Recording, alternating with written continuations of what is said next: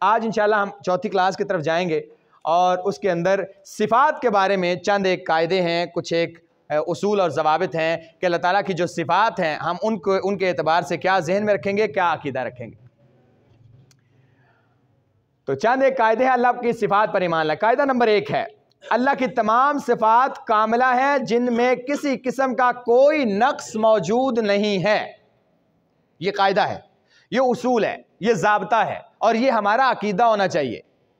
اللہ کی جتنی بھی صفات ہیں جو قرآن میں ذکر ہیں یا حدیث میں ذکر ہیں، وہ ساری کی ساری صفات کاملہ ہیں، اکمل اتم ہیں، مکمل ہیں، اعلیٰ درجے پر فائز ہیں، ان میں کسی قسم کا کوئی نقص یا شبہ یا شک نہیں ہے۔ یہ پہلا قاعدہ ہے۔ مثال الحیاہ، زندگی، اللہ زندہ ہے نا؟ اچھا، یہ زندگی ایک صفت ہوتی ہے کہ ایک فلاں کے اندر زندگی ہے یا وہ زندہ ہے۔ جب یہ والا نام یا یہ صفت اللہ کے اندر ہے تو اس کا مطلب یہ نہیں کہ صرف زندہ ہے، اس کا مطلب ہے وہ موت سے پاک ہے، وہ عدم سے پاک ہے، اور وہ ہر چیز جو زندگی کی اس صفت کو مکمل ہونے سے روکتی ہے اس ہر عیب سے پاک ہے۔ جیسے اللہ تعالیٰ فرماتے ہیں دلیل، اللہ لا الہ الا ہو الحی، ایسا زندہ ہے، القیوم، قائم رہنے والا۔ نمبر 1، لا تأخذہ سنۃ ولا نوم، موت تو بڑی دور کی بات ہے، اونگ بھی نہیں آتی، نیند بھی نہیں آتی، کیونکہ یہ زندگی کے مخالف چیزیں۔ یہ صفت جو انسان کا آپ بھی زندہ ہے میں بھی زندہ ہوں، لیکن ہمارا سو جانا، اونگ جانا، تھک جانا، موت آ جانا، یہ اس صفت کا کمال نہیں ہے۔ اس کا مطلب ہمارے یہ صفت ناقص ہے۔ اللہ کی یہ صفت کامل ہے، مکمل ہے، اتم ہے۔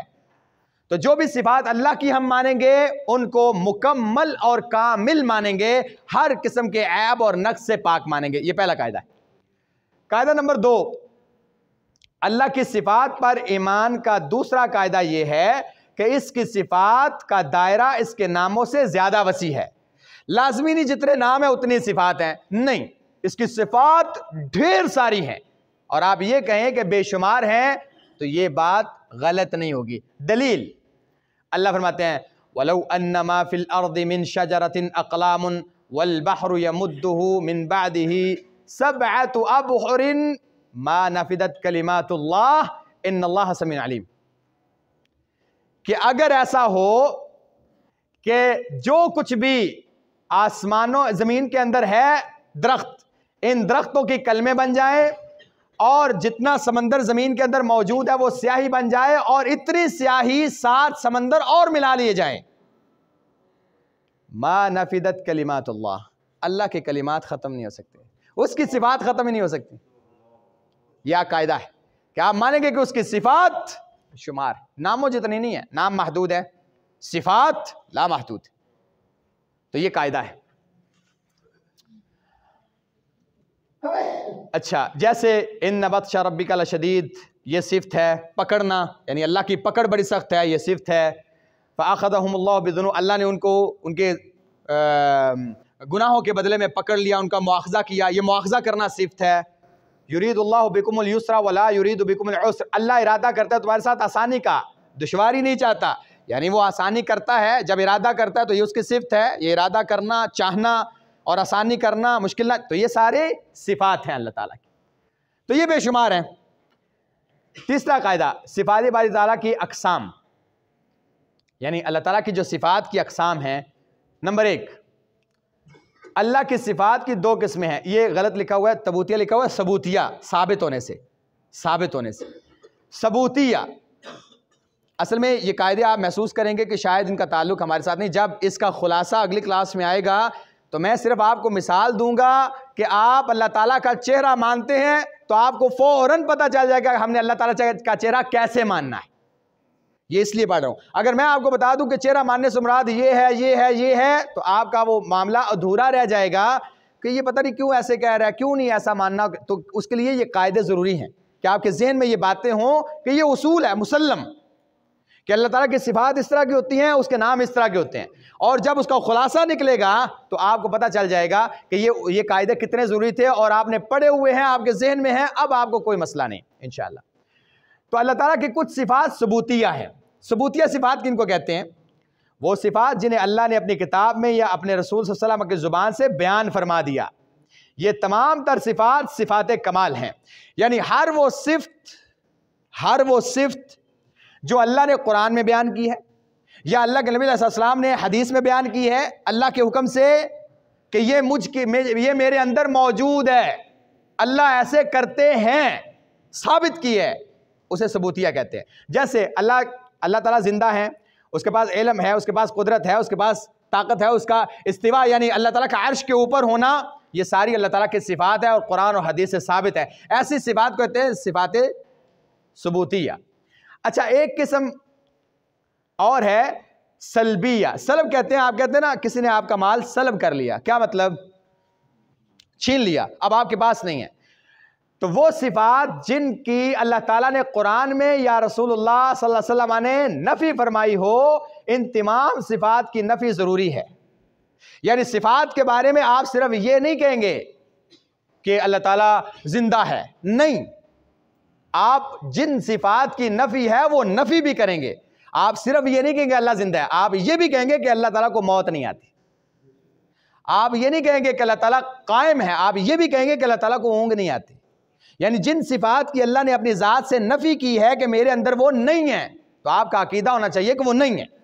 جیسے موت، نیند، بھول جانا، جہل، یہ ساری چیزیں. جیسے اللہ تعالیٰ فرماتا ہے لا تأخذہ سنۃ ولا نوم، اللہ نہ اونگ آتی ہے نہ اس کو نیند آتی ہے.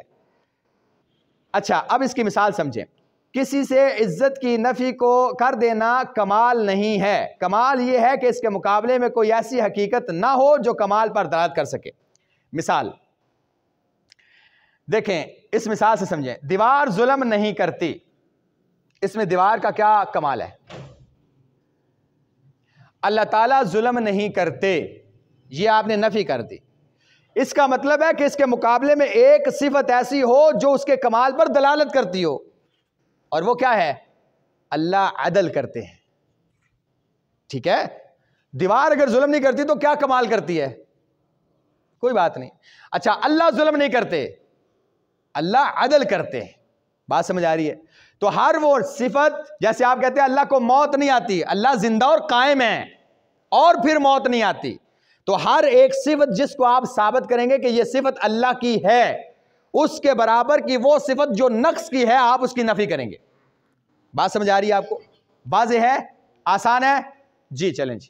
جیسے اللہ فرماتے ہیں وَتَوَكَّلْ عَلَى الْحَيِّ الَّذِي لَا يَمُوتُ، اللہ حی ہے، زندہ ہے، یہ صفت ہے جو آپ نے ثابت کی، لیکن ساتھ آپ نفی کریں گے لا یموت، وہ مرتا نہیں ہے. اس کے مقابلے میں آپ صفت کی نفی کریں گے.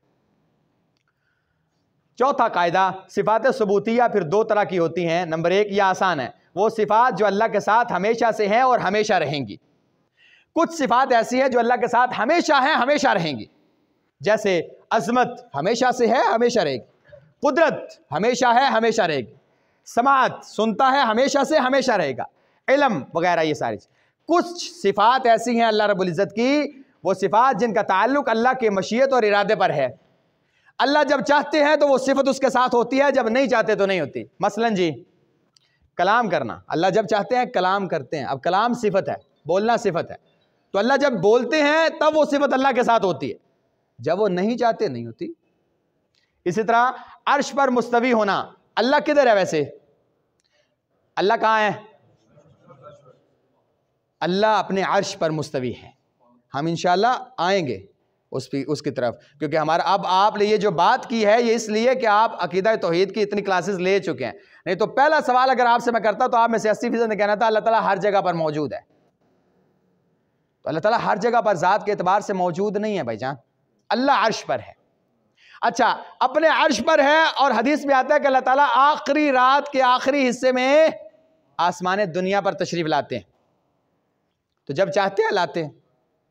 آپ کا تشریف لانا یہ آپ کے ارادے اور مشیت کے ساتھ ہے. ٹھیک ہے، تو ہم کریں گے انشاءاللہ آگے آپ کی اس مشکل کو آسان کر دیں گے، بلکہ خود ہی آسان ہو جائے گی جب آپ کو پتہ چلے گا کہ اس کا کیا مطلب ہے کہ اللہ تعالیٰ آسمان دنیا پر تشریف لاتے ہیں. پانچواں اور آخری قاعدہ اس اعتبار سے وہ یہ ہے کہ اللہ کے صفات کے بارے میں دو انتہائی خطرناک اعتقادی گناہ ہیں جن سے آپ نے بچنا ہے. یہ عقیدے کے گناہ ہیں، عقیدے کے۔ بعض دفعہ ایک انسان کو کافر کر دیتے ہیں، یعنی یہ نہیں لکھا میں نے کہ دو ایسے گناہ جن سے بچنا ہے، اعتقادی گناہ ہیں، آپ کے عقیدے میں شامل ہیں۔ اللہ کی صفات کے بارے میں دو انتہائی خطرناک اعتقادی گناہ ہیں جن سے بچنا ضروری ہے، وہ کون سے ہیں یہ انشاءاللہ ہم اگلے لیکچر میں ذکر کریں گے، تاکہ آپ اس بارے میں تیار بھی ہوں، ذہنی طور پر بھی اور عملی طور پر، تاکہ اس کے بعد جب بات شروع کی جائے تو آپ کے ذہن میں ہو کہ وہ کیا بات تھی، کیا تھی جو ہم نے کرنی تھی۔ تو یہاں تک ہماری کلاس مکمل ہو گئی جو ہم نے آج قاعدے صفات کے بارے میں پڑھے ہیں۔ تو اللہ تعالیٰ سے دعا ہے کہ اللہ تعالیٰ ہمارے لیے اس کو توشہ آخرت بھی بنائے اور ہمارے سینوں کو کھول دے اپنی توحید کے لیے۔ سبحانک اللہم ربنا و بحمدک اشہد ان لا الہ الا انت استغفرک و اتوب الیک۔